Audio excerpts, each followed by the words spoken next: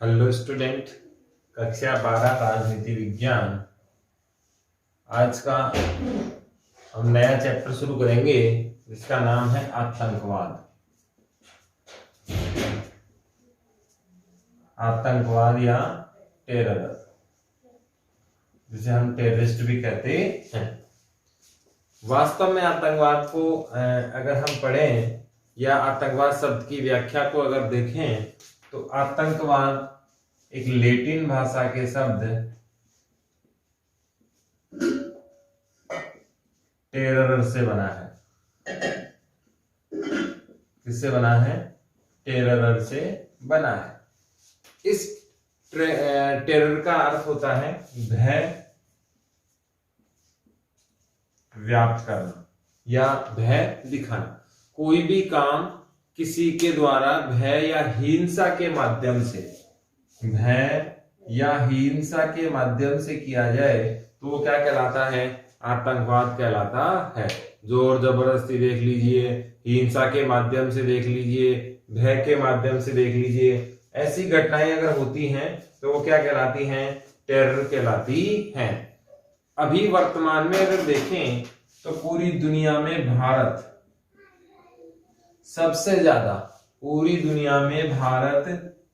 सबसे ज्यादा आतंकवाद से ग्रसित है। पूरी दुनिया में सबसे ज्यादा भारत आतंकवाद से क्या है? ग्रसित है।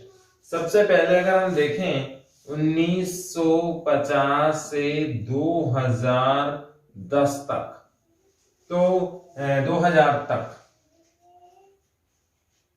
तो अमेरिका जैसे देश आतंकवाद को मानते ही नहीं थे कि टेररिस्ट नाम की कोई चीज होती भी है या नहीं। लेकिन 9/11 के बाद 9/11 की जो आतंकवादी घटना घटी अमेरिका में, उसके बाद आतंकवाद पर खुलकर समर्थन की जगह खुलकर विरोध करने वाला देश कौन बन गया? अमेरिका बन गया। अमेरिका ने जबरदस्त तरीके से आतंकवाद को विरोध करना शुरू किया और जब अपने खिलाफ कार्रवाई हुई तो आतंकवाद के विरुद्ध खुलकर अमेरिका आ गया। इससे पहले अगर हम इतिहास देखें तो शीत युद्ध की घटना हम देखते हैं। शीत युद्ध के समय अगर हम देखें तो शीत युद्ध की शुरुआत 1945 से हुई और ये 1991 तक चला। शीत युद्ध कब से कब तक चला? 1945 से 1991 तक। और 1945 से 1991 के मध्य सोवियत संघ और अमेरिका दोनों के मध्य प्रतिस्पर्धा का दौर चल रहा था और ये प्रतिस्पर्धा भी बहुत जबरदस्त वाली थी। अमेरिका हर हाल में पार पाना चाहता था लेकिन पार नहीं पा रहा था सोवियत संघ से। ऐसी स्थिति में उसने आतंक का सहारा लिया और आतंक भी कौन सा? इस्लाम आतंक। किसका सहारा लिया? इस्लाम आतंक का सहारा अमेरिका ने लिया। इससे यह स्पष्ट होता है कि आतंकवाद का जन्मदाता कौन है? अमेरिका ही है। इनको फंडिंग करना, इनको स्टेबिलिटी करना, इनके अकाउंट्स मेंटेन करना, इनको सपोर्ट करना, उद्देश्य क्या था? अमेरिका सीधे तौर पर सोवियत संघ को टारगेट नहीं कर पा रहा था। ऐसी स्थिति में अमेरिका ने सोवियत संघ के विरुद्ध आतंकी घटनाओं को अंजाम देने की कोशिश की कि ये लोग अंदर जाएंगे और अंदर से पूरा खोखला बना देंगे। लेकिन हुआ इसका नतीजा उल्टा। फिर सोवियत संघ का विघटन हो गया, आतंकवाद फलने फूलने लगा। और आपको ये ध्यान होना चाहिए 1996 से अफगानिस्तान में आतंकवाद ने कदम जमाना शुरू किए तालिबान ने, और फिर ये कदम बनाता ही चला गया और बहुत जबरदस्त तरीके से इसने कदम वहां पर जमा दिए। अगर यहाँ की मूल अगर हम बात देखें या महत्वपूर्ण बात देखें तो 96 से पहले अफगानिस्तान में इतना जबरदस्त मामला कुछ था ही नहीं। तालिबान ने इतने जबरदस्त कदम गड़ाए यहाँ पर और फिर एक बड़ा विकराल दानव के रूप में आतंक फैला। अमेरिका के कई ठिकानों पर इसने हमले किए। कारण क्या था? जन्मदाता अमेरिका, सपोर्टर अमेरिका, बिल्डिंग इन्होंने अमेरिका ने बनवाई। और फिर जब अमेरिका ने साथ देने के लिए मना कर दिया, यूं कहा कि जिस उद्देश्य के लिए अमेरिका ने बनाया था वो उद्देश्य ही नहीं बचा, तो अमेरिका ने इनकी सहायता करना रोक दिया। जैसे ही सहायता करना रोका तो इनके ही विरुद्ध इन्होंने कार्रवाई कर दी, अमेरिका के विरुद्ध ही इन्होंने टेररिस्ट अटैक करना शुरू कर दिया। और फिर इस 9/11 का जो मुख्य उदाहरण अगर हम देखें तो इसमें था Osama bin Laden. Osama bin Laden. और फिर हम अच्छे से जानते हैं ओसामा बिन लादेन कहां मिला, क्या हुआ, सारी घटनाएं हमने बहुत अच्छे से देखी। तो कहीं ना कहीं ओसामा बिन लादेन भी एक आतंक का बड़ा चेहरा माना गया और इसने पूरे बिरादरी को या यूं कहें चारों तरफ आतंकी दहशत इसने फैला दी। इसमें आतंकवाद के शब्द को हम व्याख्या सहित और अच्छे से देखते हैं। इसमें आतंकवाद के व्यापक अर्थ को देखें तो ये 1990 से ज्यादा फैला है। पूरे विश्व में कब आया है? 1990 से व्यापक रूप से आया है। पहले प्राचीन काल से भी आतंकवाद था ही। इसमें यदि हम देखें व्यक्तियों का एक समूह,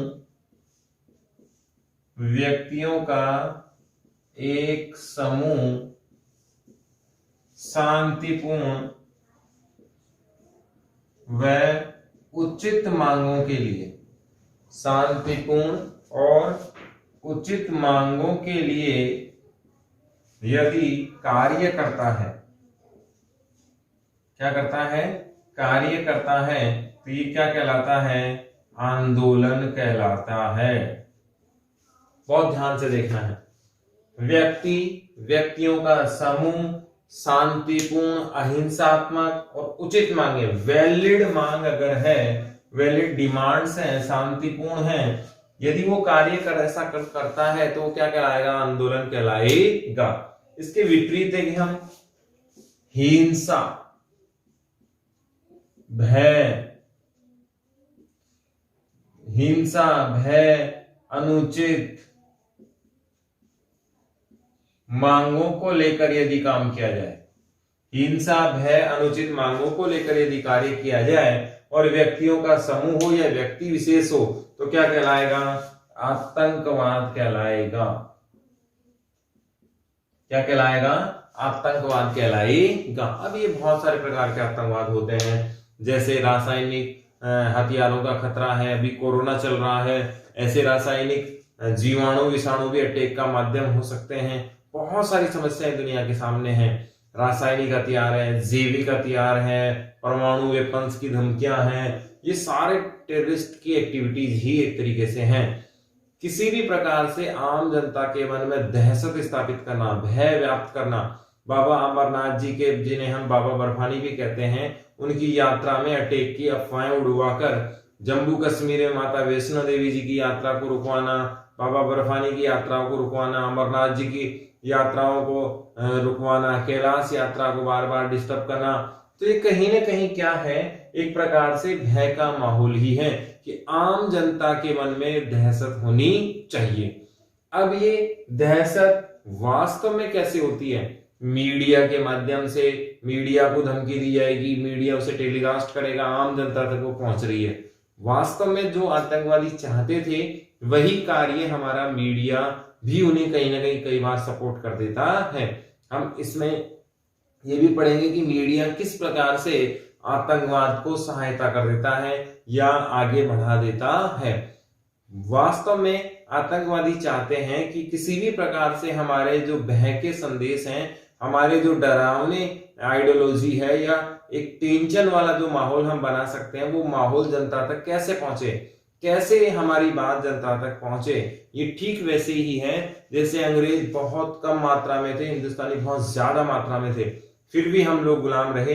इसी प्रकार से आतंकवादी गतिविधियां बहुत आसानी से फल फूल जाती हैं, क्योंकि हम हमारे बारे में सोचते हैं, समाज के बारे में नहीं।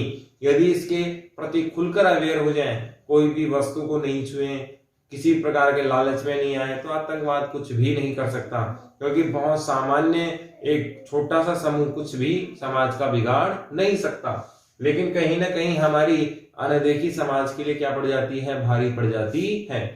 अर्थ में देखें तो व्यक्तियों का समूह जो किसके आधार पर हो? शांति आधारित हो, उचित मांगे हो, तो क्या कहलाएगा? आंदोलन कहलाएगा।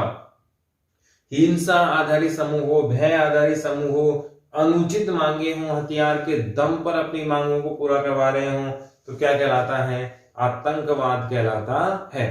अब वास्तव में आतंकवाद ये है क्या? मनोवैज्ञानिक है। आतंकवाद वास्तव में है क्या? मनोवैज्ञानिक है। आपको याद होगा कि कोई भी आतंकवादी गतिविधि होने के बाद आतंकवादी समूह उसकी क्या ले लेते हैं? जिम्मेवारी ले लेते हैं। क्या ले लेते हैं? जिम्मेवारी ले लेते हैं कि ये एक्टिविटी मैंने की है। इसमें होता क्या है कि जैसे ही जिम्मेवारी ली, जैसे मैं एक नाम लिखता हूं आतंकवाद का, तालिबानी। तालिबान कहाँ का है? अफगान का आतंकवादी समूह है। इन्होंने कोई एक्टिविटी की और उसके तुरंत बाद ये जिम्मेवारी लेते हैं कि हमने ऐसा किया। इससे इनको फायदा क्या है? एक तो इनके नाम का ब्रांडिंग हो जाती है, आम पब्लिक में इनकी दहशत हो जाती है, और जो आतंकवाद के समर्थन है, जो आतंकवाद को सपोर्ट करते हैं, वे लोग इनको ज्यादा फंडिंग, अब तालिबानियों को यहाँ से बहुत अच्छी फंडिंग मिल जाएगी, ब्रांडिंग मिल जाएगी, और जिस उद्देश्य के लिए संगठन बना था वो बहुत आसानी से क्या हो जाएगा? पूरा हो जाएगा।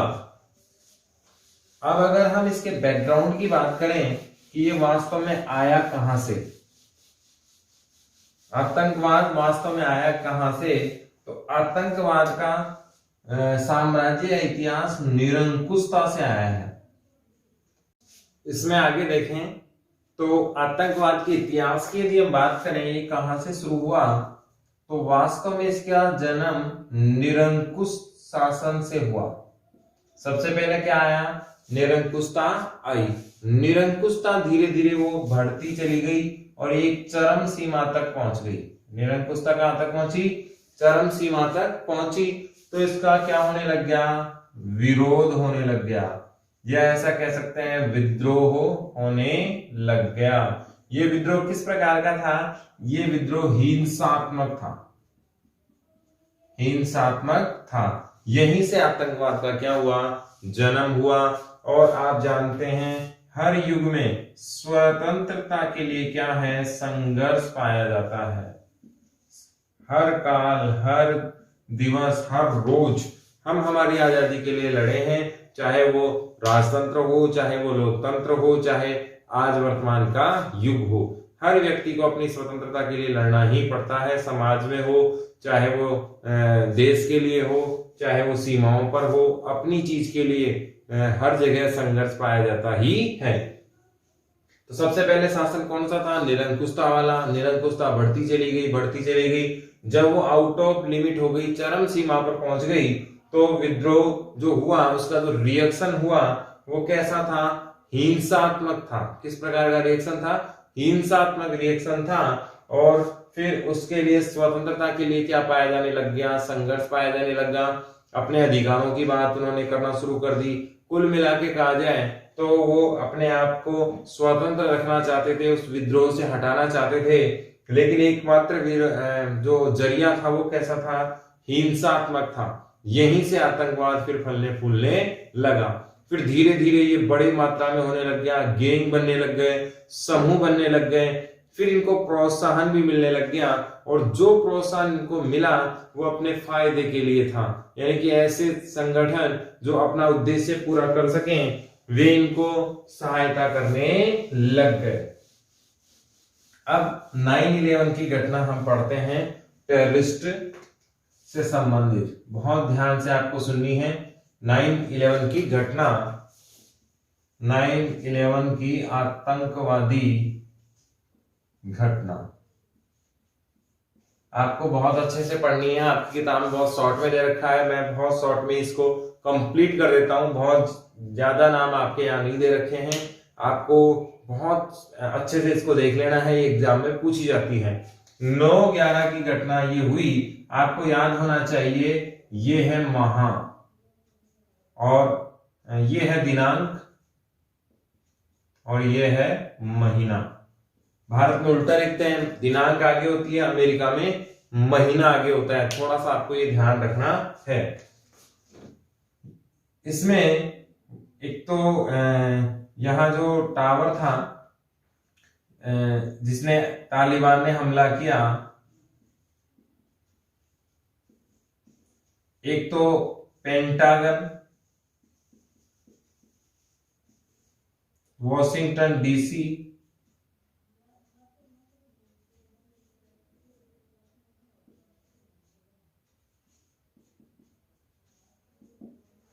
और एक टावर का नाम मुझे अभी याद नहीं आ रहा, मैं आपको बताता हूं। इस टावर के उत्तरी और दक्षिणी ध्रुव, उत्तरी ध्रुव व दक्षिणी ध्रुव, इन 4 जगहों पर 4 प्लेन ये लोग उड़ाते हैं। प्लेन तो बहुत ज्यादा मात्रा में उड़ाए गए थे, लेकिन एक पेंसिल्वेनिया है, वॉशिंगटन डीसी तो है ही, पेंसिल्वेनिया,